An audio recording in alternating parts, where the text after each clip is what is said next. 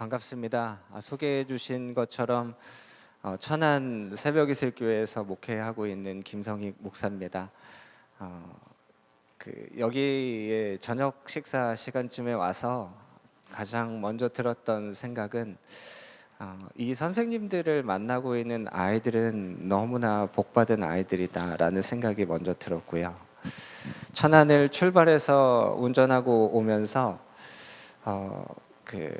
제가 2004년부터 예수전도단이라는 선교단체에서 이제 청소년 사역 간사로 2018년까지 간사 생활을 했는데 저희가 이제 청소년 사역하는 간사님들이 함께 모여서 이야기를 나눌 때 종종 이제 교사분들 선교회 이야기를 나눠요. 선생님들 중에서 이제 함께 모여서 매 방학마다 예배하시고 늘 예배하며 말씀 가운데 계신 선생님들 이야기를 나누는데, 제가 문득 오늘 운전하고 이 자리에 오는데 예전에 간사 때 하나님, 제가 그 선생님들과 함께 예배할 수 있었으면 좋겠습니다 라고 기도했었던 그 기도가 생각이 났어요. 그리고 오늘부터 이제 수요일까지 선생님들과 함께 예배하고 함께 말씀을 나누게 되는데, 하나님께서 이 자리로 부르셨구나, 그리고 여기에 계신 분들과 함께 예배하고 또 은혜를 나누게 하시는구나 라는 생각이 들었습니다. 오늘부터 수요일까지 함께 말씀을 나눌 텐데요, 오늘 아까 찬양하는데 하나님께서 오늘 우리에게 말씀하실 부분들에 대해서 먼저 우리가 찬양으로 다 고백하게 하시지 않았나라는 생각이 들었습니다. 고린도전서 13장은 우리가 잘 아는 것처럼 사랑장이라고 부릅니다. 그 중에 이제 고린도전서 13장에 나오는 가장 마지막 13절은 많은 분들이 암송하실 수도 있는데, 그런즉 믿음, 소망, 사랑 이 세 가지는 항상 있을 것인데 그 중에 제일은 사랑이다라는 말씀이 나옵니다. 그 중에 제일은 사랑이다. 이제 믿음과 소망과 사랑 이 세 가지는 항상 있는데 그 중에 제일은 사랑이다. 근데 이러한 말씀을 들을 때요, 어떤 분들은 이제 본능적으로 이제 좀 반항하는 마음이 있으신 분들은 나는 그렇게 생각 안 하는데라고 생각하실 수 있어요. 나는 가장 중요한 게 사랑이라고 생각하지 않는다라고 그러한 마음이 드실 수도 있는데, 호세아 6장 6절을 보면 하나님께서 우리에게 원하시는 것이 무엇인지를 하시는 말씀이 나옵니다. 나는 인애를 원하고 제사를 원하지 않고 나는 번제보다 너희가 하나님 아는 것을 원한다 라는 말씀을 하세요. 믿음, 소망, 사랑 이 세 가지는 항상 있을 것인데 그 중에 제일은 사랑이다 라고 하나님께서 말씀하신 겁니다. 그러니까 우리는 동의하지 않을 수도 있어요. 그런데 하나님께서 말씀하셨다는 것은 무엇이냐면 하나님이 이것을 원하신다는 겁니다. 가장 중요한 것이 무엇인지, 우리가 하나님을 믿고 하나님을 사랑하고 하나님을 따라가는 삶을 살아가고 있는데, 그 하나님께서 우리에게 가장 원하시는 것이 무엇인가? 그것이 사랑이다. 조금 전에 제가 말씀드렸던 이 호세아 말씀을 보면 하나님은 제사와 번제를 원하지 않는다고 말씀하십니다. 그리고 나는 인애와 하나님 아는 것을 원한다라고 말씀하세요. 이스라엘 백성들은 늘 하나님께 나와서 제사와 번제를 드렸습니다. 이 제사와 번제를 요즘 우리가 하는 걸로 표현하면 뭘까요? 그렇죠, 예배죠. 그러면 이 호세아 6장 6절에 나오는 말씀이 무엇이냐면 나는 예배를 원하지 않는다라고 하시는 말씀이에요. 이상한 말씀입니다.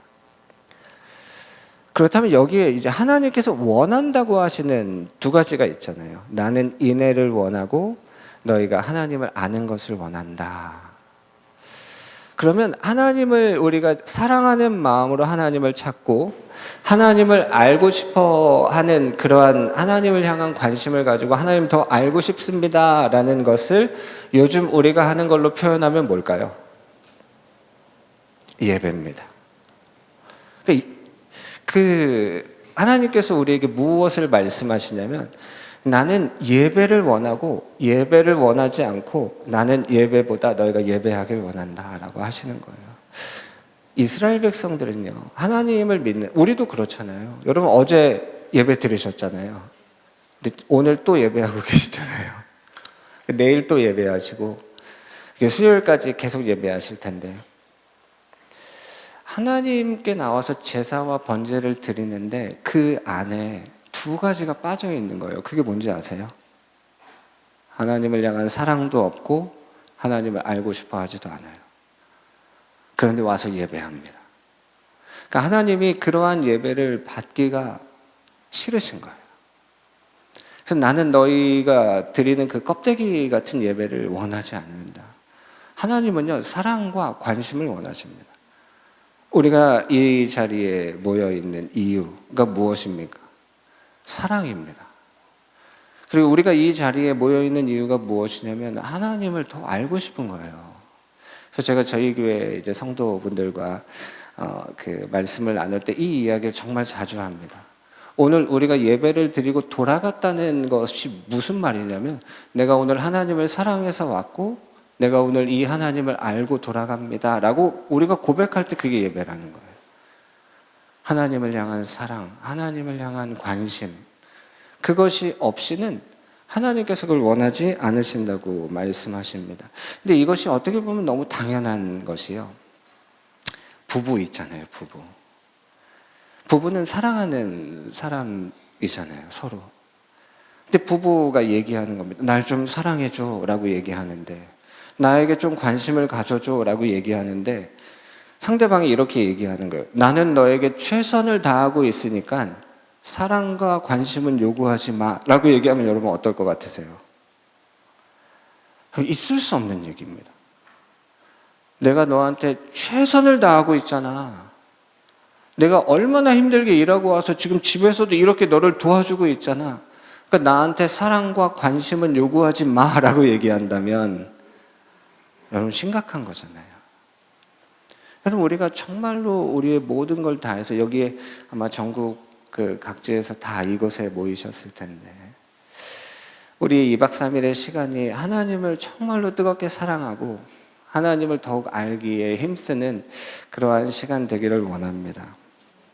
요한복음 2장을 보면 6월절에 많은 사람들이 성전에 모였어요. 6월절이라는 시간은 이스라엘 백성들에게는 정말로 특별한 시간입니다. 하나님의 구원의 역사가 있었던 시간이기 때문에 이 6월절의 성전에 그 모든 사람들이 다 모입니다. 모든 지역에서 다 모여요. 이걸 어떻게 말할 수 있냐면 대목이라는 겁니다. 그러니까 정말로 많은 사람들이 모이는 대목. 예수님도 성전에 가셨습니다. 성전에 가셨는데 예수님이 어떠한 사람들을 보게 됐냐면, 돈 바꿔주는 사람들, 비둘기 파는 사람들, 그러니까 동물을 바꿔주는 사람들. 왜냐하면 그걸 사서 제사를 드려야 되니까 거기에서 많은 그러한 그 돈 바꾸는 사람들, 비둘기를 파는 사람들이 가득한 걸 보셨습니다. 예수님이 그 장면을 보시면서 어떤 마음이 드셨냐면, 하나님의 성전, 하나님의 전을 사모하는 그 열심이 예수님의 마음을 가득 채우셨어요. 이게 요한복음 2장에 나오는 말씀인데요. 그래서 저쪽에서 이제 그 노끈으로 채찍을 만드십니다. 그리고 그 돈 바꾸는 사람들의 상을 엎으시고 막 그 다 동물들을 다 쫓아내 버리셨어요. 여러분 생각해 보세요. 우리가 여기서 아까 그 찬양 인도해 주셨던 분도 선생님이신 거잖아요. 그렇죠. 다 선생님이신 것 같은데, 정말 그 우리가 전심으로 주님을 향한 마음으로 찬양을 하고 있는데 어떤 사람이 갑자기 여기 막 달려들어가지고 막 건반으로 엎어버리고 그 드럼을 막 이렇게 막 다 부수고 여기 앞에 있는 사람들을 막 다 채찍을 막 치면서 다 나가라고 하면 분위기가 어떻게 됐을까요? 지금 성전에서 예수님이 하시는 모습이요, 거기는 지금 잘 돌아가고 있었거든요. 늘 하던 대로 계속 해왔던 대로 잘 돌아가고 있었는데 예수님이 지금 모든 것을 다 엎어버리셨습니다. 그리고 예수님 하신 말씀이 뭐냐면, 내 아버지 집으로 장사하는 집을 만들지 말아라 라고 얘기하셨어요. 그리고 그 다른 복음서를 보면 강도의 소굴을 만들지 말라고 하십니다. 그러니까 장사하는 집, 강도의 소굴 이런 얘기를 하시죠. 하나님을 예배한다고 하는 그곳이 장사하는 곳이 됐다. 여러분, 장사한다는 것이 무엇이냐면, 뭐 쉽게 표현하면 이런 겁니다. 여러분 어떤 물건을 사시는데, 이거 내가 손해보면서 파는 겁니다 하면 믿으세요? 여러분, 장사꾼은 손해 안 봅니다. 그렇죠? 그런데 하나님을 예배하는 그 성전에 누가 있다는 거예요? 장사꾼이 있다는 겁니다. 뭐 한다는 거예요? 거래한다는 겁니다. 여러분, 하나님과 거래를 한다는 거예요. 하나님, 제가 하나님께 이만큼 해드리면 하나님도 저에게 이만큼 해주시면 좋지 않습니까? 근데 손해는 안 보고 싶은 거죠? 우리가 하는 것보다 더 주시면 좋은 거죠. 장사의 소굴이 되어버렸다. 여러분, 근데 장사보다 더 심한 게 이제 강도거든요. 강도는 뭐예요? 무조건 내놓으라는 겁니다. 무조건 내놓으라는 거예요. 그러니까 하나님을 향한 사랑, 하나님을 알고 싶어하는 마음도 없는 그러한 껍데기만 있는 예배.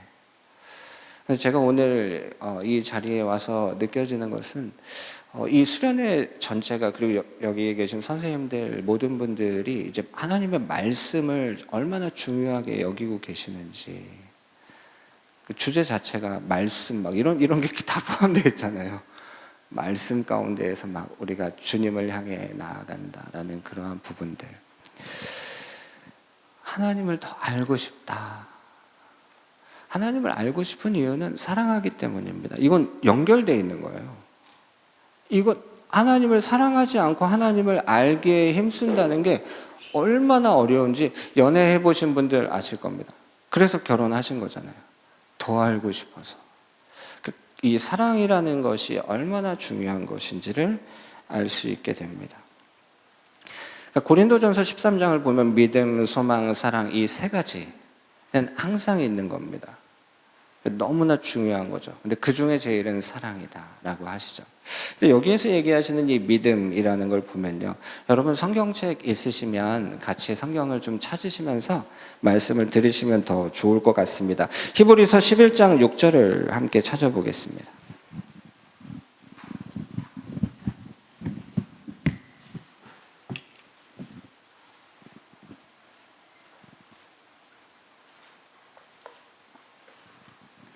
히브리서 11장 6절 찾으셨으면 함께 읽겠습니다. 믿음이 없이는 하나님을 기쁘시게 하지 못하나니 하나님께 나아가는 자는 반드시 그가 계신 것과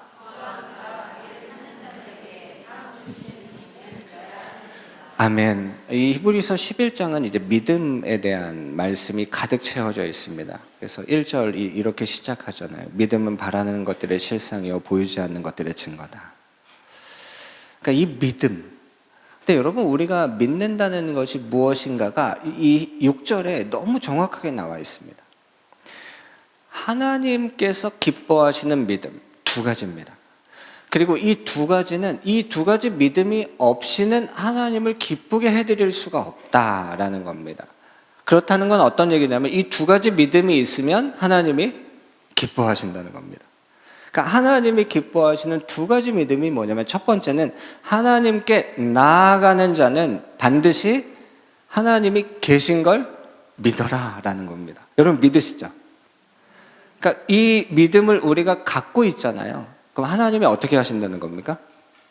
기뻐하신다는 겁니다. 우리는 하나님을 찾습니다. 그리고 하나님께 나아가는데 반드시, 여러분 이 믿음이라는 것은 중요한 것이 무엇이냐면 반드시거든요.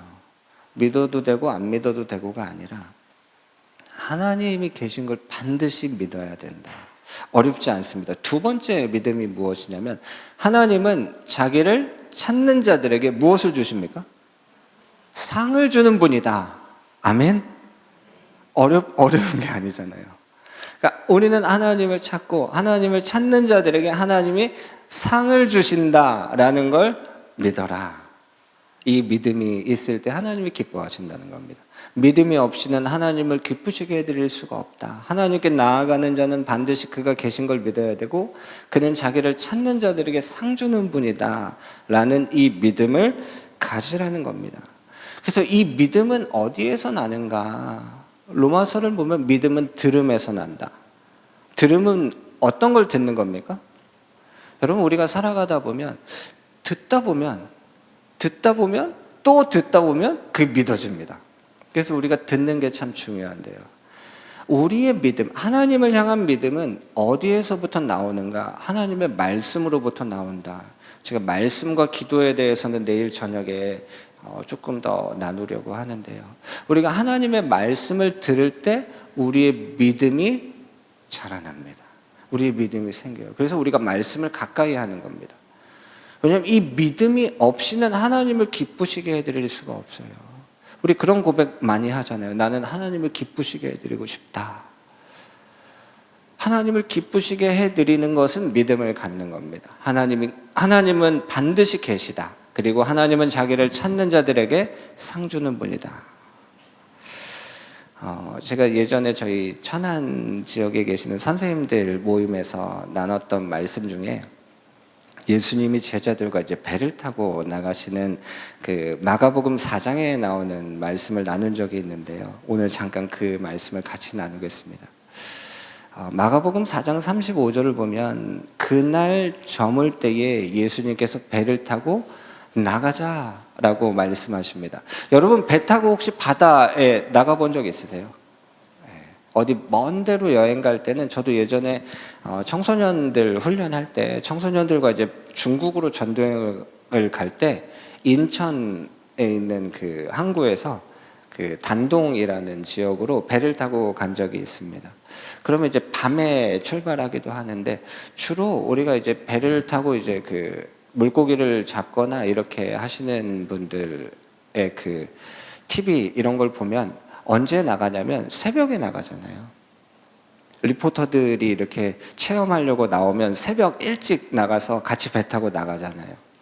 그럼 배 타고 나가면 이제 해가 뜨기 시작하고 해가 있는 동안 바다에서 물고기를 잡고 해가 지기 전에 돌아와야 되죠. 바다라는 곳은 아무리 날씨가 좋다가도 밤이 되면 어떻게 변할지 모르는 곳이기 때문에 밤은 위험한 곳입니다. 그렇죠. 그런데 말씀이 너무 명확하게 기록되어 있어요. 그날 해가 저물 때에 예수님께서 제자들과 함께 배를 타고 바다로 나가자고 하시는 겁니다. 그럼 여러분, 우리가 예상할 수 있겠죠. 뭐가 찾아올까요? 그렇죠. 풍랑이 찾아오는 겁니다. 풍랑이 찾아와요. 여기에 계신 많은 선생님들이 내가 이러한 선택을 하면, 내가 주님이 가자고 하시는 이러한 삶을 내가 선택하면 어려움이 찾아올 걸 알지만 선택하면서 가시는 분들 계시잖아요. 그날 저물 때라는 게 그런 겁니다. 바람이 부는 거예요. 풍랑이 치는 겁니다. 예상대로 막 바람이 불고 풍랑이 쳐오는데 어느 정도까지 심각해졌냐면 제자들이 이렇게 얘기합니다. 우리가 이제 죽었구나. 그런데 그 배 안에는 누가 계셨냐면 예수님이 함께 계셨습니다. 다행이죠. 그래서 제자들이 예수님을 찾아가는데 예수님이 주무시고 계셨어요. 그래서 예수님을 깨웁니다. 예수님 깨우면서 이렇게 얘기합니다. 예수님, 우리가 죽게 된 것을 돌아보지 않으십니까? 예수님 일어나셔서 바람과 바다를 향해서 잠잠해라 명하십니다. 어떻게 됩니까? 바다가 잠잠해집니다. 여러분, 이 마가복음 4장에 나오는 이 모습이요, 우리가 하는 무엇과 비슷합니다. 무엇과 비슷해요? 우리가 하는 기도와 비슷합니다. 우리에게 어려움이 찾아오면 우린 누굴 찾아갑니까? 예수님 찾아갑니다. 예수님 찾아가서 어떻게 말해요? 도와달라고 말합니다. 그럼 예수님이 어떻게 하십니까? 그 문제와 어려움을 해결해 주십니다. 아멘? 그래서 우리가 기도하는 겁니다. 어려움이 찾아오면 예수님께 가서 예수님 살려주세요. 예수님이 그 모든 어려운 문제를 해결하시죠. 여러분, 이 모습을 보면 제자들에게 믿음이 있었을까요? 없었을까요? 그죠? 있었다고 대답하고 싶지만 제가 질문하는 의도를 보니까 없었다고 말할 것 같은데 이렇게 빠르신 분들은 마가복음 4장을 펼치고 계실 것 같기도 하고, 근데 이 제자들에게는 믿음이 없었습니다. 참 놀랍죠. 예수님을 향한 믿음이 없었어요. 그런데 어려움이 찾아왔을 때 누굴 찾아갔습니까? 예수님 찾아갔어요. 이 자리에는 믿음이 있으신 분도 있고 믿음이 없으신 분도 있을 수 있습니다. 근데 거의 믿음이 없으신 분은 안 계시겠죠. 믿음 없이 지금 이 자리에 계시진 않을 것 같으니까. 근데 우리의 믿음이 없다 할지라도 이 말씀이 우리에게 주는 교훈이 무엇이냐면, 우리에게 어려움이 찾아오면 예수님 찾아가라는 겁니다. 예수님께 도와달라고 말하라는 겁니다. 그럼 예수님이 그 문제를 해결해 주십니다. 근데 제자들에게 믿음이 없었던 이유는 다른 것이 아니라 예수님이 뭐라고 말씀하시냐면, 너희는 왜 이렇게 무서워하느냐? 너희는 믿음이 없느냐라고 말하셨어요. 제자들에게 믿음이 없었던 이유는 다른 것이 아닙니다. 예수님이 그렇게 말씀하셨기 때문에 그래요. 예수님의 말씀은 항상 옳으십니다. 그래서 제자들에게 믿음이 없었어요. 근데 제자들에게 믿음이 없었는데 제자들은 예수님께 도움을 구했습니다. 그렇다는 것은 처음으로 이렇게 넘어가 보시면 예수님이 그날 저물 때에 제자들을 데리고 왜 바다로 나가자고 하셨을까요? 제자들의 무엇을 위해서 지금 바다로 가자고 하셨을까요? 믿음입니다. 제자들이 믿음이 없는 사람이 아니라 믿는 자가 되기를 원하셨던 거예요. 그래서 그 어려운 풍랑이 찾아올 걸 아셨지만 제자들과 함께 그곳으로 가신 겁니다. 그래서 제자들이 믿음을 갖도록. 제자들이 믿음이 없었던 것이 그 말씀에 어떻게 나타나냐면, 제자들이 이렇게 서로들 말을 하는데, 야, 이분이 누구시기에 바람과 바다도 이분의 말씀에 순종을 하는가라고 하면서 제자들이 서로 놀라요.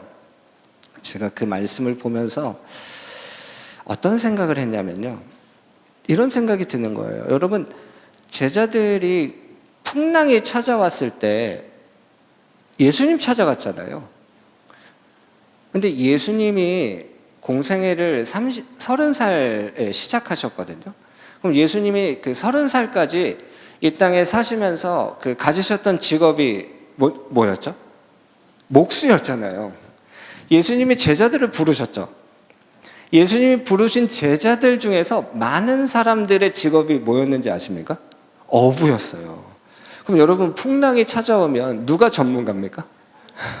어부들이 전문가예요.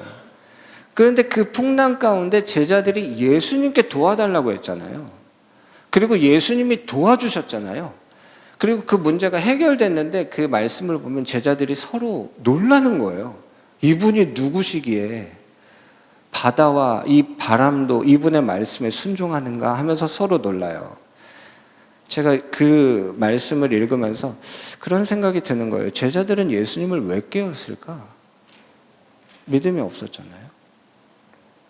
그리고 서로 놀라잖아요. 제자들이 예수님 왜 깨웠을까요? 자기들은 고생하고 있는데 예수님 너무 혼자 편하게 주무시고 계시니까 같이 고생하자고 깨웠을까? 뭐 여러 가지 생각을 했지만 이유는 잘 모르겠어요. 그런데 아까 말씀드린 것처럼 어려움이 찾아올 때 예수님께 갔던 행동은 너무 잘한 겁니다. 그래서 그 문제가 해결됐어요. 어떤 문제였어요? 죽을 것 같은 문제였어요. 우리가 죽게 된 것을 돌아보지 않으십니까? 근데 예수님이 그 문제를 해결해 주신 거예요. 그래서 제자들의 믿음이 자라는 겁니다. 제자들에게 믿음이 자랐어요. 마가복음 5장으로 넘어가 보면 우리가 성경에서 이제 회당장 야이로라고 부르는 사람이 나옵니다. 혹시 들어보셨어요? 회당장 야이로? 회당장 야이로에게는 어떤 문제가 있었냐면 자기의 딸이 죽을 병이 걸렸어요. 아까 소개해 주셨던 것처럼 저에게 3명의 딸이 있는데, 첫째는 고등학교 1학년, 지금 기준입니다. 이제 올해 이제 고2가 되고요. 둘째는 이제 중3으로 올라가고, 이제 막내, 셋째가 아니라 막내입니다. 저희 넷째 계획이 없기 때문에 저희의 막내는 이제 초등학교 4학년으로 올라가요. 근데 이 회당장 야이로 이야기를 제가 묵상하고 또 이렇게 나눌 때마다 늘 감정이입이 되는 거예요. 딸이잖아요, 제 딸. 죽을 병이 걸렸어요. 근데 이 야이로에게는 믿음이 있었습니다. 어떤 믿음이 있었냐면, 예수님께서 우리 집에 오셔서 내 딸의 몸에 손을 얹으셔서 기도해 주시면 나을 거라는 뭐가 있었어요? 믿음이 있었어요. 대단한 겁니다. 그래서 야이로가 예수님을 찾아갑니다. 그래서 예수님 저희 집에 오셔서 제 딸을 위해서 기도해 주세요 라고 부탁합니다. 예수님이 이 부탁을 들으세요. 그리고 야이로의 집을 향해 가십니다. 야이로의 마음이 어떨까요? 이제 예수님이 우리 집에만 오시면 죽을 병에 걸린 내 딸이 낫는다는 거예요. 야이로의 마음에 기쁨이 있고, 또 어떤 마음이 있냐면 빨리 가셔야 되는데 언제 죽을지 모르는 상황이었기 때문에 빨리 가셔야 되는데 라는 마음이 있겠죠. 그래서 예수님이 이제 야이로의 집을 향해 가시는 겁니다. 근데 예수님이 야이로의 집을 가시는데, 여러분 12해 동안 혈류병을 앓았던 여인이라고 혹시 들어본 적 있으세요? 이 12해 동안 혈류병을 앓았던 여인이 갑자기 예수님 뒤에 와가지고 옷자락을 만져요. 이 여인에게 무엇이 있었냐면 믿음이 있었어요. 어떤 믿음이 있었냐면, 내가 예수님의 옷자락만 만져도 내 병이 나을 거라는 믿음이 있었습니다. 여러분 12년 동안 자기의 모든 재산을 다 자기의 병을 고치려고 사용을 했는데, 모든 의사들을 다 찾아가 봤는데 병을 못 고쳤어요. 그런데 예수님에 대한 소문을 듣고, 예수님의 내가 옷자락만 만져도 내 병이 나을 거라는 믿음을 가지고, 여러분 혈류병이라는 것은 이제 사람들이 있는 곳으로 오면 안 되는 병이거든요. 그런데 그곳을 와서 예수님의 옷자락을 만집니다. 만지는 순간 어떤 일이 일어나요? 그 병이 낫습니다. 할렐루야잖아요. 병이 났어요. 근데 예수님이 야이로의 집을 향해 가시다가 멈추십니다. 멈추셔서 뭐라고 얘기하시냐면, 누가 만졌냐? 라고 물어보시는 거예요.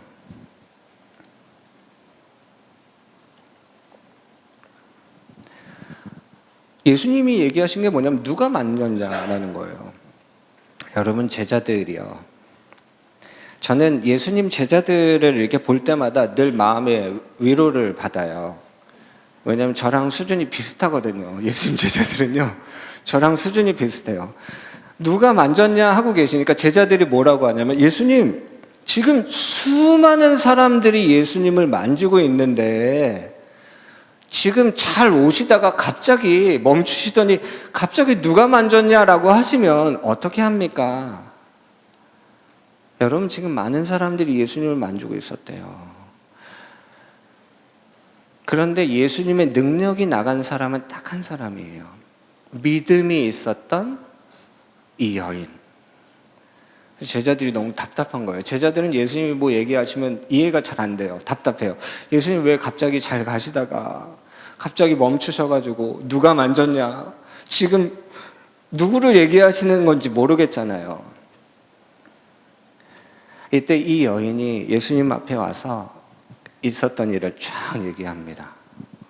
얼마나 감동이 있어요. 저희 교회는 이제 주일 예배마다 이제 간증을 늘 하는데, 제가 늘 물어봐요. 한 주간 지내시면서 간증하실 분 계시면 손을 들어서 표시해 달라고 하면, 이제 나오셔서 이제 간증을 하시면, 저는 개인적으로 제 설교보다 간증이 더 좋습니다. 그래서 간증을 더 많이 하시면 좋겠다 생각을 하는데, 여러분 이 여인의 간증을 들으면서 거기에 모였던 사람들이 어땠을까요? 여러분 수련회를 하다 보면은 이렇게 돌파라는 그러한 때가 있거든요. 어떠한 부분에 이제 무언가 좀 어색하고 이렇게 마음이 좀 딱딱하고 얼어져 있었던 부분이 딱 무언가 깨트려지면서 딱 돌파되는 그러한 때를 느낄 때가 있는데, 제가 아까 찬양하는데 찬양 인도하셨던 선생님이 여기 다 무거운 분들만 와 있다는 이야기를 하시는데, 갑자기 여기에 있었던 그 분위기가 확 부드러워지면서, 그리고 어떤 분이 다시 하자고 외치시고, 그리고 다 일어나서 찬양하시는데, 하나님께서 지금 그 행하실 일들을 하고 계시는구나. 인도하시는 분이 너무 영적으로 뛰어나신 것 같아요. 그 서로 안에 있었던 긴장이나 딱딱함들이 확 깨지는 그러한 상황들. 12해 동안 혈병 앓았던 여인의 이 고백을 들으면서 많은 사람들이 믿음이 막 자라날 수밖에 없잖아요. 그 간증을 들으면서. 근데 여러분 생각해 보시면요, 지금 그 자리에 있는 사람 중에 그것을 함께 기뻐할 수 없는 사람이 있습니다. 누군지 아세요? 야이로예요. 그리고 지금 어떻게 보면 지금 이 내용의 주인공은 야이로입니다. 야이로가 먼저 찾아왔어요. 그래서 제가 이 말씀을 이렇게 보면서 어떤 생각을 했냐면, 예수님이 야이로의 집에 가셔서 그 아이의 그 병을 고쳐주시고 그 집을 나오실 때 만지면 안 됩니까? 아니, 어제 왔으면 안 됩니까? 내일은 안 됩니까? 이 12해 동안 혈류병을 앓았던 여인이 다른 날 왔어도 되잖아요. 야이로의 집에 들어갔다 나오실 때 만져도 되잖아요. 근데 왜 지금입니까? 왜 지금일까요? 하나님께서 지금 야이로는요, 이미 하나님을 향한 믿음을 갖고 있는 사람인데 그 믿음이 더 성장하길 원하시는 거예요. 하나님의 계획이 있으시다는 겁니다. 하나님의 계획 이야기하면 예상이 되죠, 시나리오가. 예수님이 막 이 여인과 막 이런 이야기를 하고 있을 때 야이로의 집에서 사람이 찾아옵니다. 뭐라고 얘기합니까? 선생님을 그만 괴롭혀라. 네 딸이 죽었다. 여러분, 야이로의 마음이 어떨까요? 무너집니다, 여러분. 믿음이 있었거든요. 예수님이 내 딸이 죽기 전에 오셔서 내 딸을 위해서 기도해 주시면 내 딸이 이 죽을 병이 나을 거라는 믿음이 있었는데, 지금 가고 계셨는데 딸이 죽었다는 거예요. 여러분, 그 야이로를 향한 하나님의 계획이 있으시다. 여러분, 이 자리에 계신 한 분 한 분을 향하신 하나님의 계획이 있으신 걸 믿으시기 바랍니다. 하나님 우리의 믿음이 더 자라기를 원하세요. 예수님 말씀하십니다. 야이로에게 걱정하지 말고 가자. 그 집에 가시죠. 갔더니 그 집이 분주해요. 왜 분주합니까? 네, 장례식 준비하고 있는 거예요. 아이가 죽었으니까 이제 장례를 치러야 되잖아요. 예수님이 그 집에 가셔서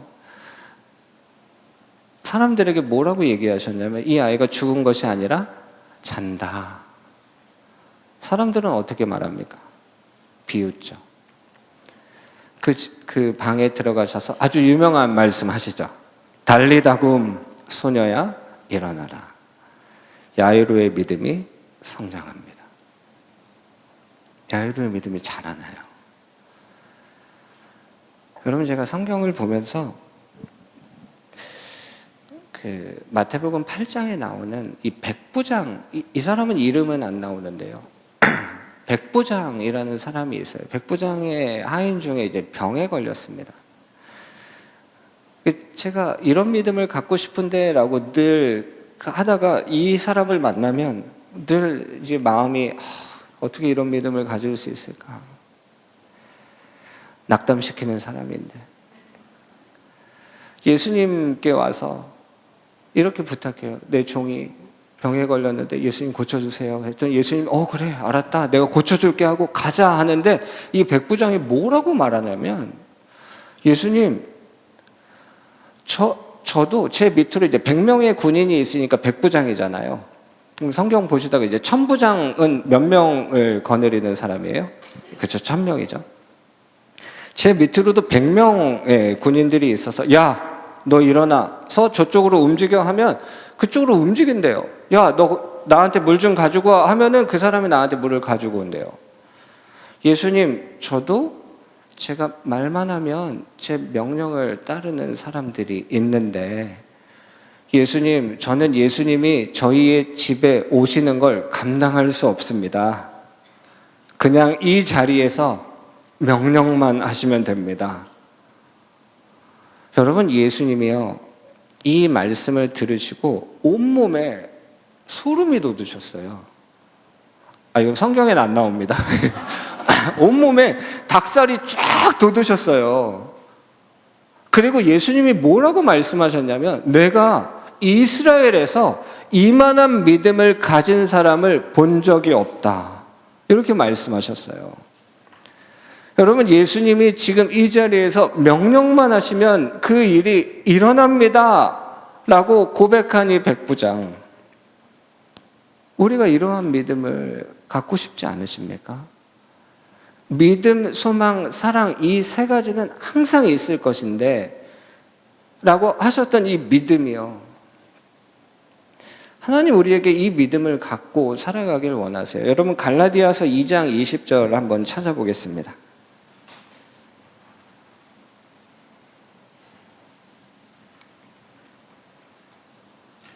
갈라디아서 2장 20절.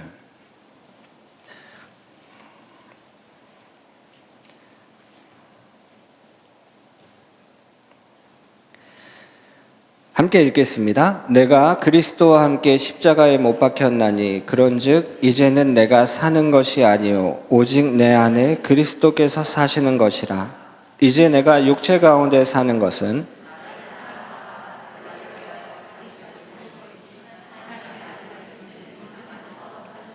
아멘. 우리는 믿음 안에서 살아가는 겁니다.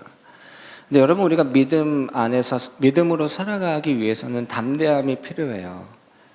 십자가, 고난, 이러한 것들이 있기 때문입니다.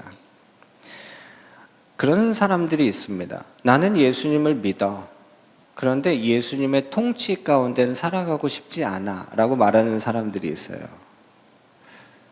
나는 예수님을 믿지만 예수님의 통치 안에서는 살아가고 싶지 않다. 그것을 가장 잘 보여주는 성경이 사사기입니다. 하나님을 믿는다고 말하는 이스라엘 백성들이 하나님의 다스림 가운데에서는 살고 싶지 않아서 다른 왕들을 요구하는 거예요. 여러분, 우리의 믿음이요, 흔들리기 시작하면 우리는 하나님의 다스리심, 하나님의 뜻을 따라서 살아가지 않으려고 합니다. 그래서 이 믿음이 참 중요하죠. 그리고 우리가 하나님을 믿을 때 하나님께 우리의 소망을 둡니다. 나의 영혼아 잠잠히 하나님만 바라봐라. 여러분, 우리가 예배할 때 왜 우리의 믿음이 이렇게 강해지는지 아세요? 우리가 하나님 바라봐서 그래요. 그래서 예배하고 이제 말씀 듣고 딱 돌아갈 때 그래, 내가 믿음으로 살아야지. 당연한 겁니다. 우리가 하나님을 바라봤죠. 나의 영혼아 잠잠히 하나님 바라봐라. 나의 소망이 하나님께 있다. 그리고 우리가 그렇게 그 믿음과 소망을 가지고 살아가게 되는 거죠. 우리가 하나님께 가지고 있는, 하나님께 둔 소망은 절대로 우리를 부끄럽게 하지 않습니다. 하나님께서 그것을 이루시기 때문이죠.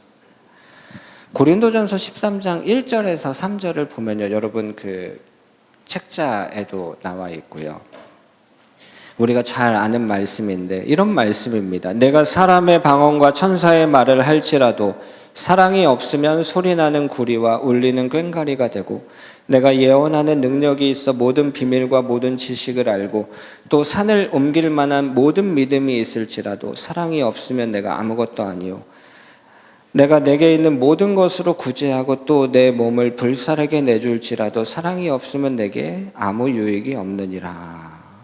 1절부터 3절에 정말 엄청난 기록을 하고 계시는 거예요.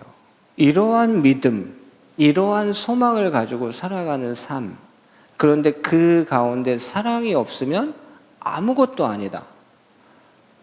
여러분, 사랑이 없으면 아무것도 아니라고 하나님께서 말씀하고 계십니다. 한 율법교사가 예수님께 와서 어떻게 하면 영생을 얻을 수 있습니까? 라고 물어본 적이 있어요. 중요한 거잖아요. 어떻게 하면 내가 생명 가운데 살아갈 수 있습니까? 예수님께서 하신 대답은 너무 간단합니다. 하나님을 사랑하고 너의 이웃을 사랑해라. 그런데 하나님을 사랑하는데 어떻게 사랑하라고 하셨냐면 마음을 다하고 목숨을 다하고 뜻을 다하여 하나님을 사랑하라고 하신 거예요. 이것이 신명기에도 나와 있고 레위기에도 나와 있는 말씀입니다. 예수님이 그 구약에 나와 있는 말씀을 그 율법교사에게 인용해서 가르쳐 주시는 거예요. 이 율법교사가 이 예수님의 대답을 듣고 자신이 이렇게 좀 마음이 뿌듯해졌어요. 그래서 한 가지 질문을 더 합니다. 그러면 내가 사랑해야 되는 이웃이 누굽니까? 라고 물어봤어요. 여러분, 우리가 사랑해야 되는 이웃이 누굴까요?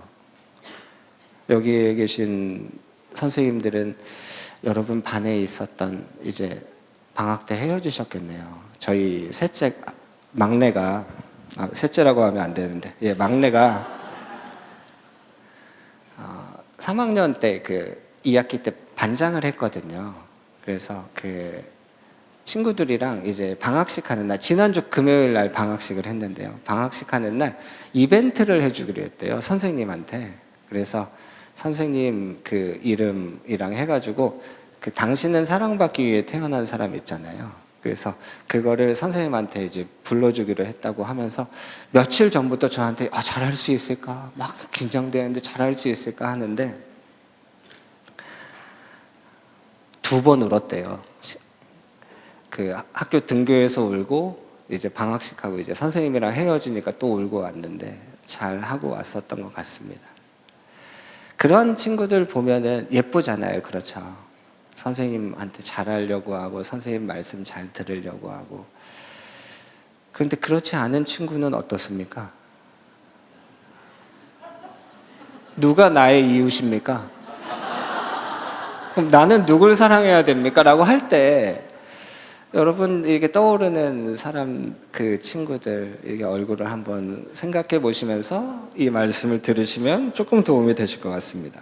예수님이 이 율법교사의 이 질문을 들으시고 한 가지 이야기를 하셨어요. 한 사람이 이제 예루살렘에서 여리고라는 곳으로 이제 여행을 가다가 그 중간에 강도를 만납니다. 예루살렘이 있으면요, 제가 예전에 저희 가족들과 함께 이스라엘을 갔었는데, 이스라엘에서 이제 예루살렘에서 딱 예루살렘 경계 밖으로 딱 나오니까 무엇이 펼쳐져 있냐면 광야가 펼쳐져 있는 거예요. 그래서 제가 이스라엘에서 사실 저 개인적으로 제일 감동이 됐던 게 광야였어요. 광야. 아무것도 없는 그 광야. 예수님이 여기를 이렇게 걸어 다니셨겠구나, 이런 생각을 하면서. 근데 이스라엘 예루살렘에서 여리고까지 차로 1시간 정도 걸리는데요. 거기 이제 중간에 이제 표지판처럼 그렇게 돼 있어요. 선한 사마리아 사람 이야기가 있었던 곳이 여기였을 거다라는 그런 표시를 해놨는데, 제가 이 말씀을 드리는 게 뭐냐면 광야라는 거예요. 거기를 지나갈 때 거기는 강도가 많은 곳입니다. 이 사람이 강도를 만났어요.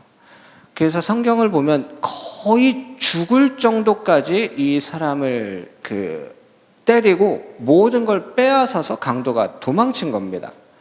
그럼 여러분, 이 사람은 어떻게 됩니까? 죽을 수밖에 없잖아요. 광야니까 사람들이 잘 안 지나다니는 곳이잖아요. 그런데 예수님이 하신 얘기에 다행히도 3사람이 지나가요.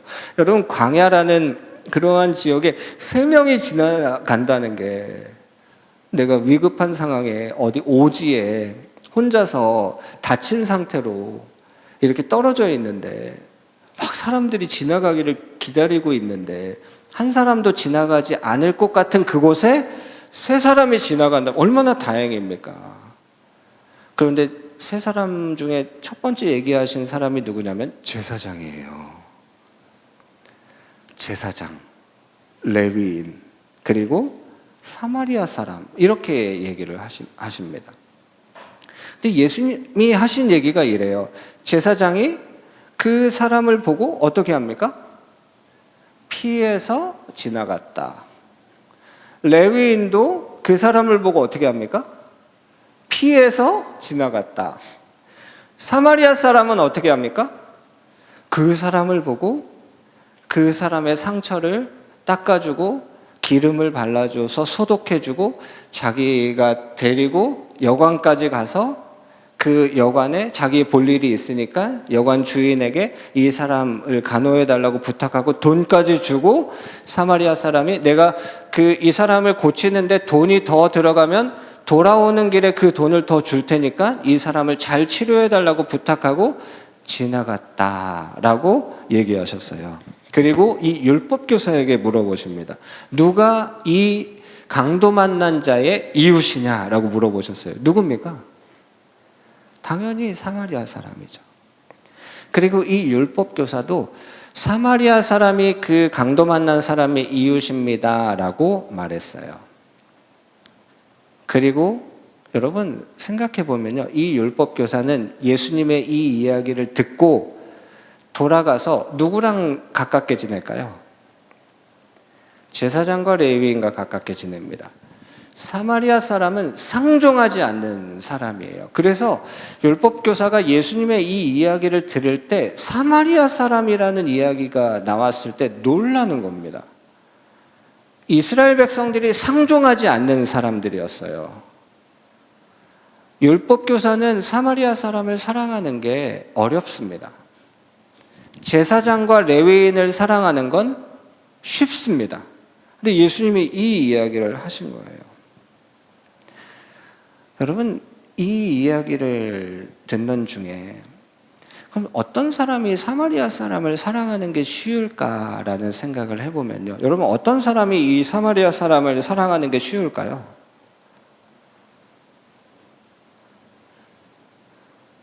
누가 쉬울까요? 강도 만난 사람입니다.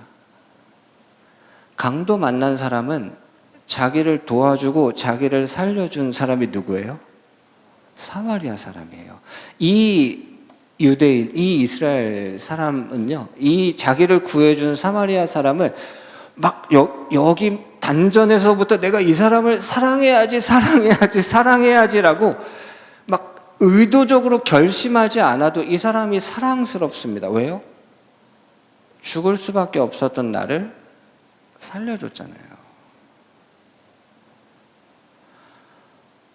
나를 그냥 지나치지 않았잖아요. 근데 여러분, 제사장과 레위인이 이 사람을 왜 지나쳤을까요?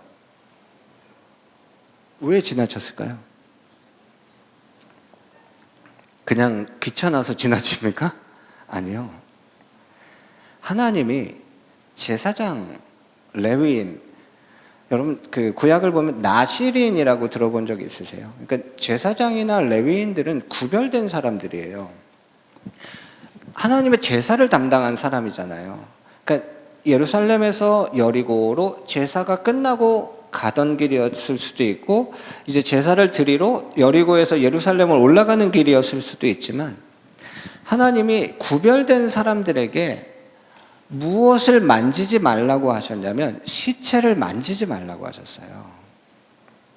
하나님 말씀하신 겁니다. 그런데 이 강도 만난 사람이 어떤 상태였냐면 거의 죽어 있는 사람처럼 보였습니다. 그러니까 시체처럼 보였을 수 있잖아요. 그러면 제사장과 레위인은 어떻게 해야 됩니까? 피해 가야 돼요. 만지면 안 돼요. 그럼 여러분, 그 사람이 죽은 것이 아니라 막 꿈틀꿈틀대면서 막 신음소리를 내면서 있었으면 시체가 아니잖아요. 그러면 제사장과 레위인이 어떻게 해야 됩니까? 피해 가야 됩니다. 왜냐하면 하나님은 구별된 사람들에게 피를 만지지 말라고 하셨어요. 그럼 죽을 정도로 맞았으면 온몸이 피 범벅이었을 겁니다. 그래서 그 상처도 사마리아 사람이 닦아줬잖아요. 제사장과 레위인은 피해 갔어야 돼요.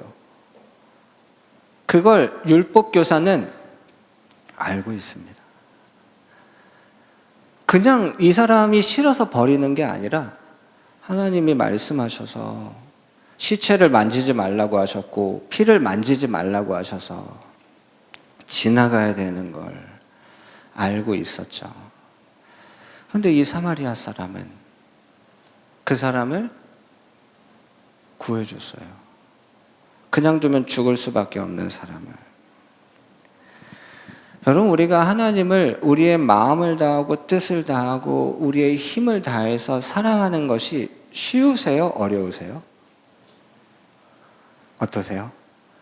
뭐라고 대답해야 될지. 여러분, 우리가 누구인지 아세요? 우리는 강도 만난 사람이에요. 우리는 죽을 수밖에 없었어요. 그런데 그 선한 사마리아 사람이었던 예수님께서 우리에게 오셔서 우리를 살려주신 거예요. 그래서 우리는 그 예수님을 사랑하는 것이 어렵지 않습니다. 근데 내가 그 강도 만난 사람이었다는 것을 잊어버리면 그때부터 어려워집니다. 네. 내가 강도 만난 사람이었거든요. 죽을 수밖에 없었던 우리였거든요. 로마서 5장 8절에 우리가 아직 죄인 되었을 때에 그리스도께서 우리를 위하여 죽으셨다. 하나님이 우리를 사랑하셨다라고 우리는 강도 만나서 죽을 수밖에 없었던 우리를 하나님께서 우리를 살리셨는데 여러분, 하나님이 우리를 어떻게 사랑하실까요?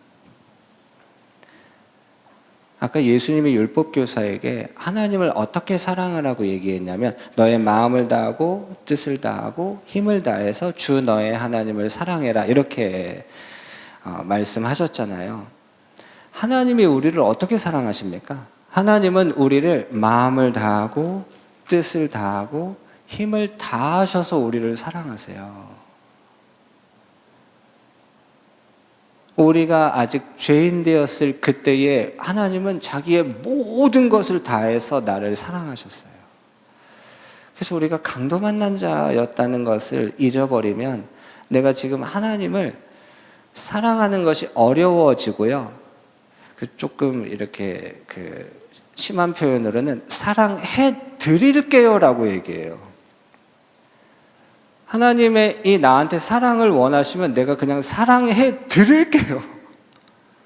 여러분, 수련회 끝나고 집에 돌아가셔서 배우자에게 내가 널 사랑해, 네가 나한테 사랑을 원한다고 하니까 내가 어쩔 수 없이 너를 사랑해 줄게라고 한번 얘기해 보세요. 어떤 일이 일어날지.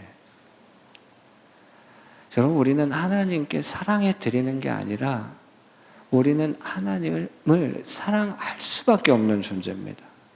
강도 만났던 우리를.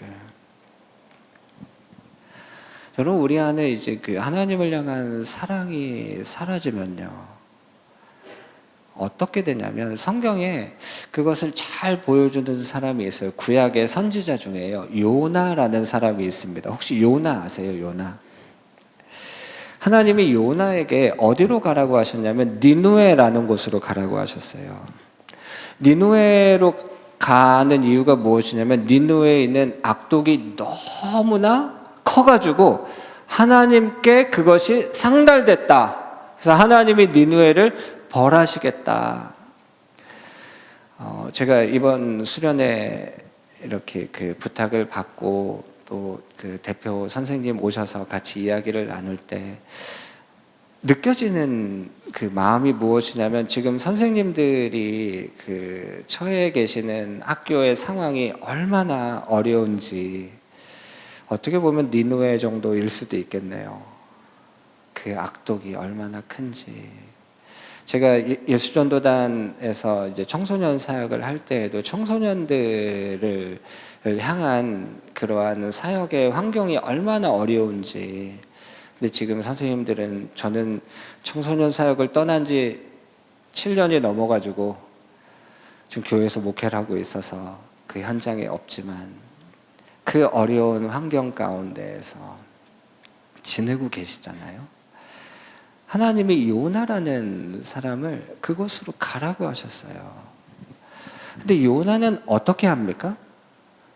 니느웨로 가는 것이 아니라 다시스로 갑니다. 근데 여러분, 요나는 누구냐면 선지자예요.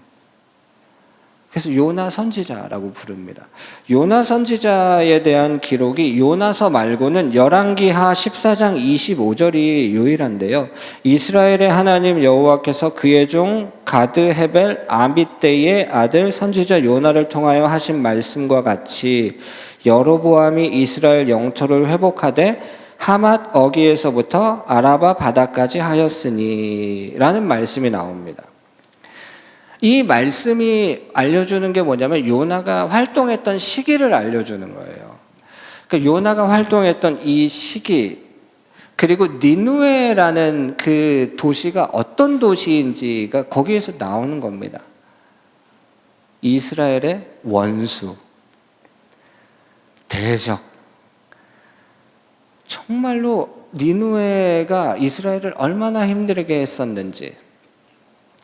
근데 하나님이 니느웨로 가라고 하신 이유가 하나님께 악독이 상달됐다라는 것을 말하러 가라고 하셨는데 그것조차 싫은 겁니다.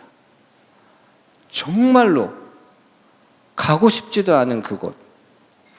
그래서 다시스라는 곳으로 피해갑니다. 여러분, 성경을 읽다가 이제 요나서를 딱 맞이하면 무언가 되게 좀 어색해요. 다른 선지서들을 쭉 읽어보시면 아시겠지만 쭉 읽다가 요나서를 읽으면 너무 재밌잖아요. 왜 재밌냐면 이 요나서는 선지서 중에서 특별한데요. 선지자에 대한 개인적인 얘기를 기록하고 있는 거예요. 요나라는 이 사람 이야기잖아요. 뭐 이사야서 읽어보셨죠? 예레미야 읽어보셨습니까? 그러한 내용이 아니잖아요. 요나에게 하나님 찾아오셨는데 니느웨로 안 가고 다시스로 갔다. 막 그런 이야기들이 쭉 박농쿨 이야기 나오고 막 이러한 이야기들이 나옵니다. 하나님의 얼굴을 피해서 다시스로 가다 보니까 풍랑을 만났어요. 그래서 그 배에 타고 있었던 사람들이 자기가 믿는 신들의 이름을 막 부르기 시작합니다. 요나는 가만히 있었죠. 왜 가만히 있었냐면 지금 이 어려움이 자기 때문에 찾아온 걸 알고 있었어요. 대단합니다. 자기 때문에 이 어려움이 찾아온 걸 알고 있으면서도 가만히 있어요. 요나가 어떻게 얘기하냐면 요나서 1장 9절을 보면 그가 대답하되 나는 히브리 사람이요 바다와 육지를 지으신 하늘의 하나님 여호와를 경외하는 자로다. 지금 하나님의 얼굴을 피해서 도망치고 있으면서 나는 하나님을 경외하는 자다 이렇게 얘기해요. 10절을 보면 자기가 여호와의 얼굴을 피함인 줄을 그들에게 말하였으므로 무리가 알고 심히 두려워했다. 그리고 얘기해. 너 왜 그랬냐? 왜 하나님의 말씀대로 살지 않았냐? 라고 이 뱃사람들이 말합니다. 여러분, 제가 이 말씀을 보면서 요나가 너무 담대한 거예요. 나는 지금 하나님의 뜻을 거스르면서 난 하나님을 경외하는 자다 이렇게 말하고 있는 거잖아요. 대단합니다. 근데 요나서를 보면은 이제 그 내려감이라는 그런 어떤 주제가 나와요. 다시스로 내려갔다. 바다 이제 물 속으로 빠지잖아요. 물 가운데로 내려갔다. 그러니까 이 요나라는 한 사람이 어떻게 그 삶이 완전 밑바닥까지 가는지. 물고기 뱃속으로 갔는데 거기에서 이제 스올, 이제 지옥이라는 곳, 스올이라는 곳으로 내려갔다라는 그러한 요나를 통해서 이제 얼마나 이 어려움 가운데로 내려가고 있는지를 보게 되거든요. 하나님의 얼굴을 피했던 사람. 근데 하나님을 따르는 하나님의 사람, 선지자, 하나님 경외하는 자, 사역자라고 말하고 있는 요나. 근데 하나님의 뜻을 외면하고 계속 다른 곳으로 내려가고 있는 요나. 근데 여러분, 이 요나서 1장을 보면 참 재밌는 그 장면이 나오는데 지금 이 뱃사람들이 당하고 있는 이 어려움은 요나 때문이거든요. 그리고 요나가 어떤 말까지 하냐면 나를 바다에 던져라. 그러면 이 풍랑이 사라질 거다. 그럼 여러분 같으면 어떻게 하시겠어요? 다 같이 죽을래? 아니면 나 혼자 던질래? 그럼 너희는 다 살 수 있어. 라고 말하면 어떻게 하시겠어요? 당연히 요나를 들어서 던지겠죠. 근데 요나 때문에 어려움을 맞았던 이 뱃사람들이요, 놀랍게도 요나를 살리려고 애씁니다. 요나를 바다에 처음부터 던지는 게 아니고요, 요나를 같이 가려고 끝까지 애쓰는데 하다 안 되니까 요나를 던집니다. 그리고 이 요나서의 내용을 아시는 것처럼 물고기 뱃속에서 요나가 이제 다시 돌이키고 물고기가 이제 요나를 토해내고 요나가 드디어 니느웨라는 곳으로 갑니다. 니느웨에 가서 요나가 외쳐요. 너희들의 악독이 하나님께 상달돼서 하나님이 너희를 벌하실 거다. 외칩니다. 어떻게 외칠까요? 그냥 대충 외칩니다. 니느웨라는 이 성이 한 100km 정도 되는 큰 성인데요, 하루 정도 그냥 적당히 다니면서 외칩니다. 그런데 놀라운 일이 일어납니다. 니느웨에 있는 왕부터 모든 사람들이 회개하고 돌이킵니다. 여러분, 지금 요나가 이들을 사랑함으로 외친 게 아니고요, 요나의 진심은 뭐냐면요, 니느웨가 그냥 다 멸망하고 다 죽었으면 좋겠다는 게 요나의 진심입니다. 그게 요나서 4장에 나오거든요. 하나님, 내 이럴 줄 알았어요. 그래서 내가 안 오려고 한 거예요. 이 얘기를 하고 있어요. 진심으로 외치지도 않았으면서 하나님, 내가 여기 오면 하나님이 나를 통해서 이 사람들을 구원하실 줄 알았어요 하면서, 여러분, 요나가 지금 니느웨 사람들을 얼마나 미워하는지 아시겠죠? 이들 모두가 하나님이 말씀하신 걸 보면 12만 명이에요. 12만 명이 그냥 다 죽기를 바랄 정도로 정말로 미워했던 사람. 하나님, 이래서 내가 안 오려고 한 겁니다. 그리고 말은 정말 잘해요. 하나님은 노하기를 더디하시고 막 은혜로우시고 그래서 내가 안 오려고 한 겁니다. 막 이런 얘기를 하죠. 요나서가 끝나는 게 시원하게 끝나지 않아요. 여러분, 요나서 1장부터 4장인데 재밌는 얘기거든요. 내가 이들을 아끼는 게 당연하지 않겠느냐 라고 끝나요. 그냥 무언가 이렇게 점점점인 것처럼 끝나요.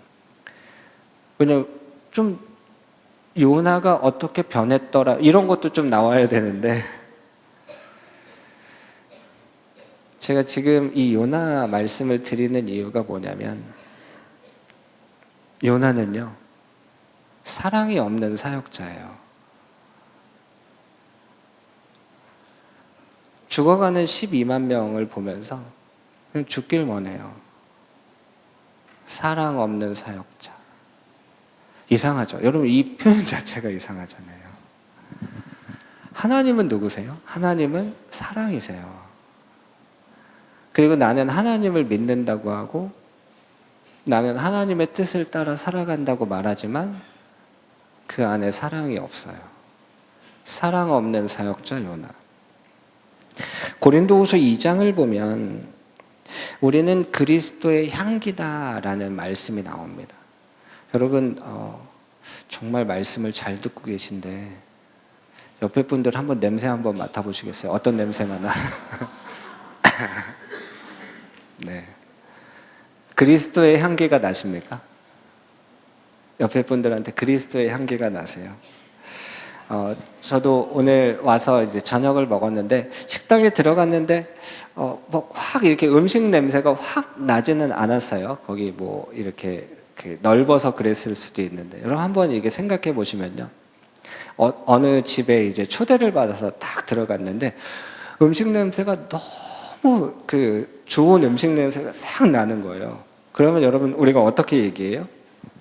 음식 냄새가 너무 좋다라고 말하잖아요. 그리고 여러분 어떤 맛일지도 생각나고 그 냄새가 너무 기분을 좋게 하는 거예요. 그리고 음식을 딱 먹었습니다. 그리고 혹시 여러분 그 음식을 먹고 나서 냄새가 너무 맛있다라고 말하시는 분들 있으세요? 없습니다. 음식을 먹기 전에는 음식 냄새가 너무 좋다라는 말을 우리가 합니다. 그런데 그 음식을 먹고 나면 이 음식이 너무 맛있다라고 말합니다. 지금 목사님 무슨 말 하는 거지? 라는 표정으로 저를 쳐다보고 계신데 여러분, 우리는 그리스도의 향기입니다. 그래서 사람들이 우리를 통해서 이 냄새가 너무 좋다라고 말합니다. 그런데 그리스도를 맛본 후에는 우리는 사라집니다. 그리고 그리스도만 남습니다. 제가 이제 지금도 그렇지만 목회를 하면서도 그렇지만 예전에 이제 예수전도단에서 청소년들을 훈련을 시킬 때도 늘 저 스스로에게도 또 함께 사역하는 간사들에게도 그러한 걸 늘 나눴었는데, 여러분 사실 우리는 우리가 나타나고 싶어 하거든요. 우리가 남고 싶어 해요. 여러분, 우리는 그리스도의 향기입니다. 그리고 우리는 그리스도의 편지입니다. 그리고 사람들이 그것을 맛본 후에, 그것을 본 후에는 이제 그리스도만 남습니다. 제가 어제 저희 교회에서 우리는 세상의 소금이고 세상의 빛이다 라는 설교를 했었는데 같은 얘기잖아요. 여러분, 소금 어떤 맛입니까? 짠맛입니다. 음식을 만들 때 소금을 넣잖아요. 소금을 넣는 국이 어떤 국이죠? 저기 남자 선생님들은 대답을 잘 못하시는데 소금을 넣는 국이 어떤 국이 소금을 넣죠? 콩나물국에 소금을 넣잖아요. 여러분 생각해 보세요. 콩나물국에 소금을 넣어서 콩나물국을 쫙 이렇게 먹으면 시원하잖아요. 그런데 콩나물국이 아니고 소금국이라고 생각하면 그게 맛있을까요? 맛이 없을까요? 맛이 없죠. 소금은 사라지는 겁니다. 우리는 세상의 소금이에요. 그리고 우리는 세상의 빛이죠. 우리는 그리스도를 남기고 싶은 겁니다. 왜냐면 우리도 물론 좋은 면들이 있지만 우리를 통해서는 안 좋은 것들도 같이 가거든요. 우리는 그리스도의 향기다.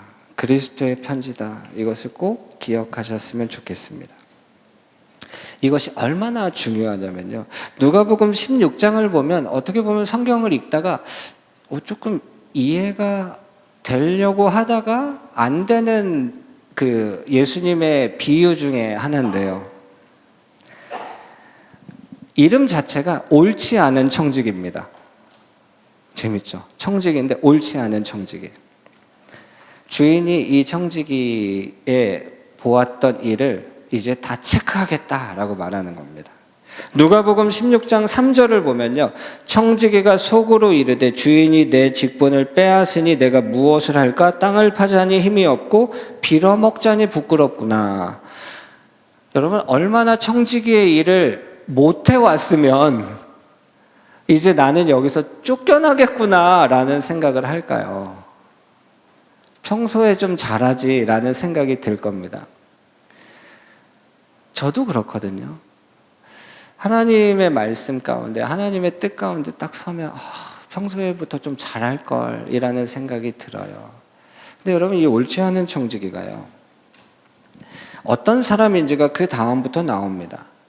이 사람은 머리가 정말 잘 돌아가는 사람이었어요. 청지기가 그때부터 한 일이 참 놀랍습니다. 주인에게 빚진 사람들을 일일이 다 부릅니다. 그리고 이렇게 말합니다. 누가복음 16장 6절을 보면 말하되 기름 100마를 빌렸다라고 하는 사람, 기름 100마를 빌렸대요. 그러면 주인에게 얼마를 갚아야 돼요? 기름 100마를 갚아야 되잖아요. 근데 그 증서 가지고 와라 하면서 빨리 앉아. 여기 100이라고 한 거 50이라고 고치자. 여러분 지금 이 청지기가 주인의 그 일을 잘못 봤기 때문에, 주인에게 손해를 끼쳤기 때문에 주인이 지금 이 청지기를 그 자리에서 쫓아내려고 하는 거거든요.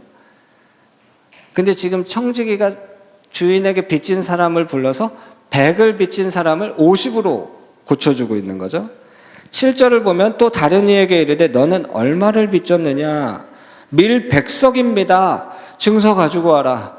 80으로 고치자. 여러분 지금 주인에게 이익을 주고 있는 겁니까? 주인을 손해보게 하고 있는 겁니까? 주인을 지금 손해보고 하고 있는 거예요. 주인에게 손해를 끼쳤기 때문에 주인이 청지기의 업무를 못하게 하려고 하는 건데, 지금 사람들 불러서 100이야? 50으로 바꿔. 100이야? 80으로 바꿔. 이렇게 하고 있는 겁니다. 그런데 이때 이 주인이 하는 얘기가 참 놀랍습니다. 누가복음 16장 8절, 우리 찾으신 분들 계시면 함께 읽겠습니다. 주인이 이 옳지 않은 청지기가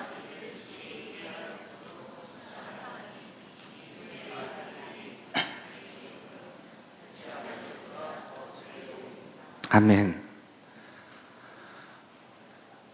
지금 주인이요, 청지기를 책망하는 것이 아니라, 그렇잖아요. 8절에 그냥 이렇게 명칭하고 계세요. 이 옳지 않은 청지기가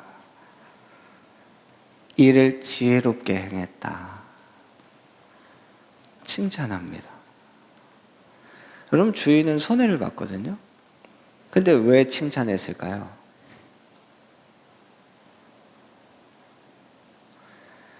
이 옳지 않은 청지기에게서 어떤 향기가 났을까요? 그리스도의 향기가 난 겁니다. 용서해 줬어요. 탕감해 줬어요. 오른밤을 쳤더니 왼밤도 내미는 거예요. 누가 나한테 이 정도 같이 가자고 부탁했는데, 그래? 나는 너랑 여기까지 더 같이 가줄게 라고 말하는 거예요. 이 사람이 이전에 어떻게 살았는지가 지금 주인이 칭찬하고 계신 것이 아니라, 주인이 지금 나에게 와서 나의 삶을 점검하신다고 말한 그 다음에 이 청지기가 이제 큰일 났다 하면서 행했던 그 일로 인해서 주인이 이 청지기를 칭찬하고 계신 거예요. 그리스도의 향기가 났어요. 이 그리스도의 향기가 났다는 거죠. 주인의 향기가 났어요. 주인의 모습이 보인 거예요. 빚을 탕감해줘요. 잘못한 사람을 용서해줘요. 이 주인이 이걸 칭찬해줍니다. 예수님이 하셨던 말씀 중에 마태복음 5장부터 7장을 이제 산상수훈이라고 하는데, 그 중에 그 말씀 하셨잖아요. 제가 방금 드렸던 말씀. 오른밤을 때리면 왼밤도 되고. 여러분 누가 내 오른밤을 때리면 어떻게 합니까? 나도 같이 때려야 되는데. 누가 나한테 그 옷을 달라고 하면 속옷도 같이 주고. 주님이 하시는 이러한 말씀입니다.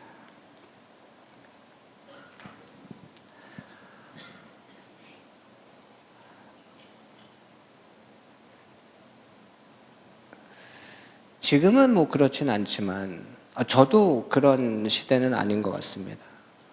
예전에 이제 뭐 영화나 드라마 같은 거 보면 이제 좀 가난하게 사는 그 주인공이 뭐 부모님이 이제 미용실을 하시면 몸에 파마향 냄새가 날 거잖아요.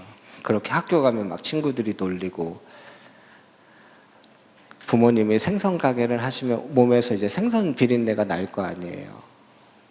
학교에 가면 막 그 친구들이 놀리니까 이 냄새가 너무 부끄럽고, 파마향 냄새가 부끄럽고 생선 냄새가 부끄럽고, 뭐 그러한 그 영화나 드라마 이런 것들을 보게 되는데, 여러분 우리에게서 그리스도의 향기가 나는 게 부끄러우십니까?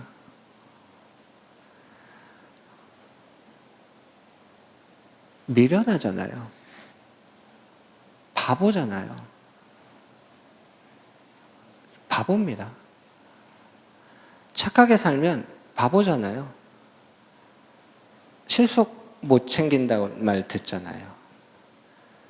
그런데 그렇게 살아가면요, 그리스도의 향기가 납니다. 그렇게 살아가면요, 사람들이 나를 통해서 그리스도를 보게 됩니다. 아무 조건 없이, 아무 대가 없이 자신의 모든 것을 나에게 주셨잖아요.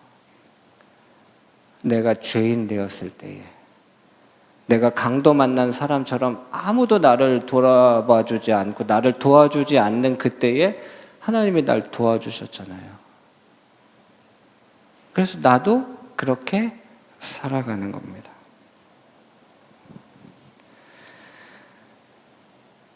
제가 이제 성경을 막 읽다가 요즘은 너무 간편하게 이제 그 성경 어플이 있잖아요. 그래서 성경 어플에 이렇게 단어를 탁 치면 그게 쫙 다 나오고, 그래서 성경에 하나님이 어떤 분인지에 대해서 표현하는 그러한 것들을 막 이제 찾아서 성경을 보는데, 하나님은 뭐뭐이시다라는 그러한 표현들이 있잖아요. 근데 여러분, 하나님은 사랑이시다라는 표현이 성경에 가득 기록되어 있습니다. 하나님은 사랑이시다. 요한일서 4장 7절을 보면 사랑하는 자들아 우리가 서로 사랑하자. 사랑은 하나님께 속한 것이니 사랑하는 자마다 하나님으로부터 나서 하나님을 알고 사랑하지 아니하는 자는 하나님을 알지 못하나니 이는 하나님은 사랑이시다. 하나님은 사랑이세요. 그래서 우리가 서로 사랑하면 너희가 내 제자인 줄 알 것이다 라고 예수님이 말씀하셨거든요. 우리가 예수님의 제자인 것을 사람들은 다른 걸로 알 수 없습니다. 우리가 사랑할 때 알게 됩니다. 우리가 사랑할 때 알게 됩니다. 그래서 고린도전서 13장 13절에 믿음, 소망, 사랑 이 세 가지는 항상 있을 것인데 그 중에 제일은 사랑이다.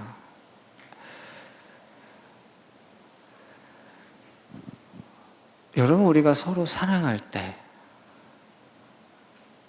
세상은 주님을 보게 됩니다. 이게 참 놀랍잖아요. 어떻게 하면 내가 하나님을 나타낼 수 있을까? 여러분, 잠언 10장 12절에 미움은 다툼을 일으켜도 사랑은 모든 허물을 가린다라고 하시죠. 베드로전서 4장 8절에 무엇보다도 뜨겁게 서로 사랑할지니 사랑은 허다한 죄를 덮는다 말씀하십니다. 우리가 아는 말씀이거든요. 사랑은 허물을 덮어주죠.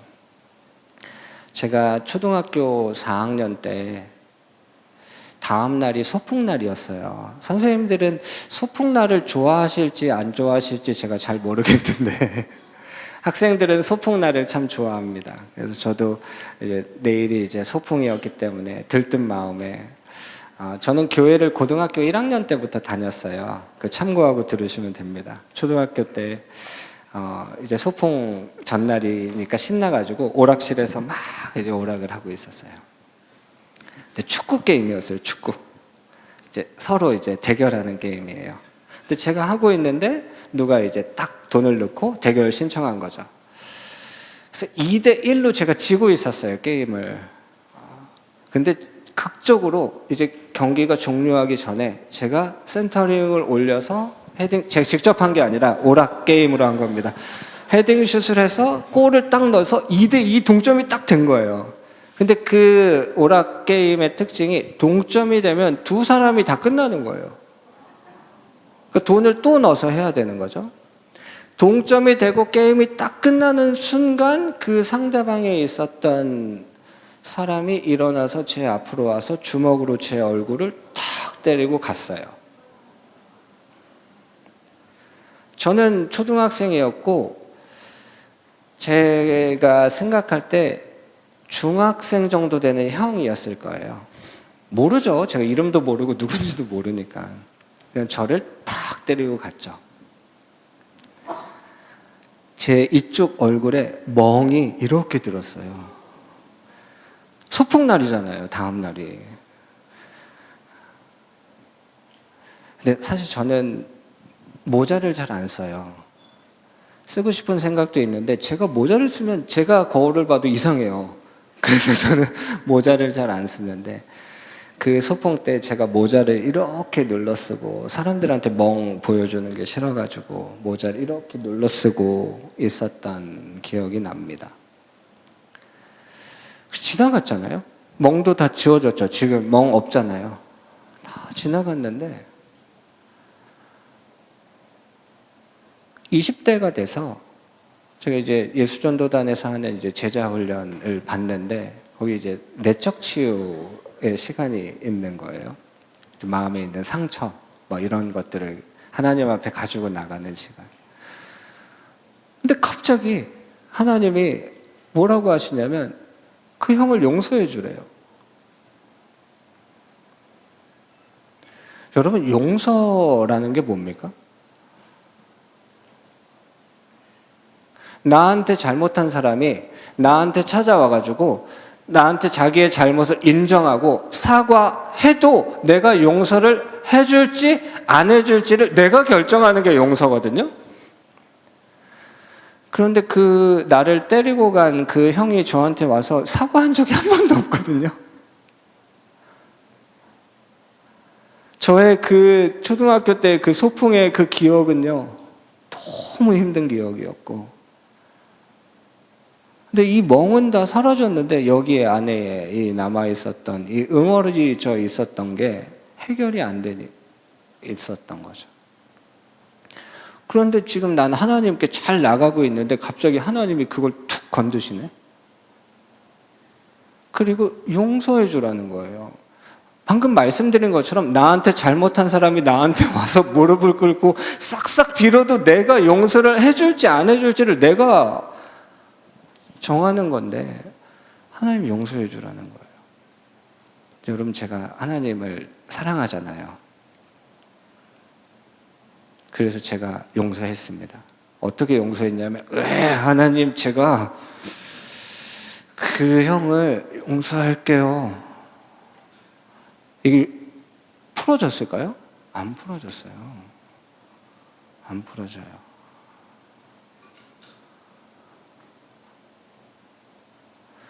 근데 절 때리고 간 형이 뭐 10년, 20년 동안 내가 그때 그 친구를 때려서 내 마음에 상처가 남았다라고 아파할까요? 안 아파요. 나를 때리고 간 사람은 그 일을 기억도 안 하고 있을 거예요. 근데 나만, 그 시간이 이렇게 흘렀는데도 나만 그거 가지고 계속 아파하고 억울해하고 힘들어하고. 하나님이 그걸 아시죠? 하나님이 나한테 왜 그 형, 이름도 모릅니다. 이름을 알았으면 제가 얘기할 텐데. 그 형을 왜 용서하라고 하셨을까? 저를 사랑하셔서입니다. 제가 용서하지 않으면 해결이 안 되거든요. 용서하지 않으면 해결이 안 되거든요. 여러분, 우리가 살아가다 보면 나한테 잘못한 사람이 있습니다. 그럼 그 사람이 나한테 와서 사과를 해야 되는데 안 하는 사람들이 있습니다. 근데 하나님이 우리에게 뭐라고 말씀하시냐면, 나를 봐서 그 사람을 용서해 줄 수 있겠니? 라고 말하세요. 하나님이 나한테 말씀하셔도 저는 그 사람 용서 못합니다 라고 우리는 얘기하죠. 왜냐하면 우리의 아픔이 너무 크니까. 우리의 상처가 너무 큽니다. 베드로가 그게 너무 궁금한 거예요. 예수님, 얼만큼 용서해 줘야 됩니까? 몇 번 용서해 주면 됩니까? 여러분, 똑같은 잘못을 너무 반복적으로 계속하는 사람이 있잖아요. 그렇죠? 그럼 몇 번까지 용서해 주면 됩니까? 베드로가 이게 너무 궁금한 거예요. 예수님, 몇 번 용서해 줄까요? 한 7번 정도 하면 잘한 거 아닙니까? 내가 7번까지 용서해 줬는데 이 정도면 대단한 거 아닙니까? 7번을 70번까지라도 해줘라. 예수님 얘기하시는 거예요. 7번을 70번까지라도 해줘라. 아, 그러면 이제 계산이 잘 나오시니까 490번까지 용서해주면 그 다음부터는 이제 이렇게 해도 됩니까? 그런 얘기가 아니잖아요. 사랑은 허다한 죄를 덮어준다. 여러분, 이 사랑이요, 얼마나 강력하냐면요, 무엇보다도 뜨겁게 사랑할지니 사랑은 허다한 죄를 덮어준다. 근데 말씀드린 것처럼 우리는 사랑이 아닙니다. 근데 하나님은 사랑이세요. 그래서 하나님의 사랑이 우리 안에 부어질 때 우리가 절대로 사랑할 수 없을 것 같은 그 사람이 품어집니다. 저는 저를 때리고 간 형을 용서했습니다. 그 시간이 길었죠. 한 번에 해결은 안 됩니다. 용서했어도요, 그 사람 보면 다시 욱 올라옵니다. 그러면 하나님께 가서 주님 용서하겠습니다. 근데 어느 순간 이게 괜찮아질 때가 찾아옵니다. 괜찮아질 때가 찾아요. 아무런 아픔이 없습니다. 저를 군대에서 그렇게 때렸던 그 병장을 제가 제대하고 만나면 어떻게 할까라는 생각을 수도 없이 했던 적이 있습니다. 지금 아무렇지도 않습니다. 그 상처가 저를 괴롭히지 못합니다. 저를 괴롭히지 못하는 이유가 무엇입니까? 제가 용서했기 때문입니다. 여러분, 이 사랑이라는 이 열쇠가요, 엄청납니다. 이게 정말 강력합니다. 사랑이 모든 걸 다 해결하고요, 사랑이 모든 걸 다 풀어버립니다. 믿음, 소망, 사랑, 이 세 가지는 항상 있을 것인데 그 중에 우리가 가장 우리의 삶에서 추구해야 되는 것은 바로 사랑입니다. 근데 이 고린도전서 13장 13절을 오해하면 안 되는데요. 내가 너를 사랑해. 근데 난 널 못 믿겠다. 이것도 안 됩니다, 여러분. 내가 널 사랑해. 근데 너한테는 소망은 없다. 이것도 안 됩니다. 믿음, 소망, 사랑, 이것은 항상 함께 하는 겁니다. 항상 있는 겁니다. 내가 너를 믿고, 내가 너를 신뢰하고, 너에 대한 소망을 가지고 내가 너를 사랑한다. 이것은 같이 가는 겁니다. 여러분, 우리가 누군가를 사랑하잖아요. 우리의 자녀들을 예로 드는 게 가장 좋습니다. 우리의 자녀들 우리가 사랑하잖아요. 그 아이한테 문제가 있어도요, 우리는 그 아이를 믿습니다. 그리고 그 아이를 향해서 기대를 갖습니다. 그래도 이 아이가 잘 돼야 되는데 소망을 품습니다. 믿음, 소망, 사랑, 이 세 가지. 근데 여러분, 이 모든 것들을 풀어갈 수 있는 힘은 사랑에서부터 나옵니다. 요나와 같아지면 안 돼요. 사랑을 잃어버리는 사역자가 되면 안 됩니다. 그럼 제가 교회에서 목회를 하는데 저희 교회 성도들을 제가 사랑하지 않는다면 어떨까요? 끔찍하지 않습니까? 우리 교회 담임 목사님이 나를 안 사랑한데, 여러분, 사랑이 없는 그러한 사역자가 되면 안 됩니다. 저한테 하는 얘기입니다. 네. 사랑을 잃어버린 하나님은 우리에게 무엇보다 사랑을 원하십니다. 나는 인애를 원하고 제사를 원하지 않는다. 나는 번제보다 너희가 나를 아는 걸 원한다.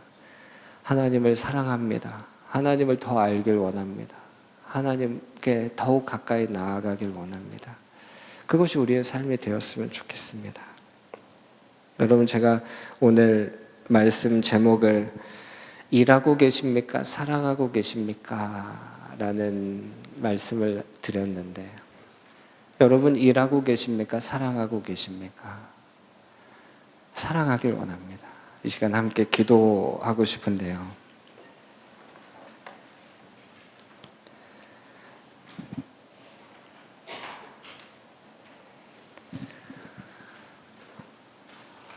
하나님은 정하셨습니다. 하나님이 무엇을 정하셨냐면 우리를 통해서 자신을 나타내시기로 정하셨어요. 그래서 여기에 계신 한 분 한 분이 이제 하나님이 나타나시는 그리스도의 향기시고 그리스도의 편지십니다. 그러면 우리를 통해서 사람들이 하나님의 어떠한 걸 봐야 되는가? 다른 말 할 거 없습니다. 사랑입니다. 그래서 우리에게 있는 사랑.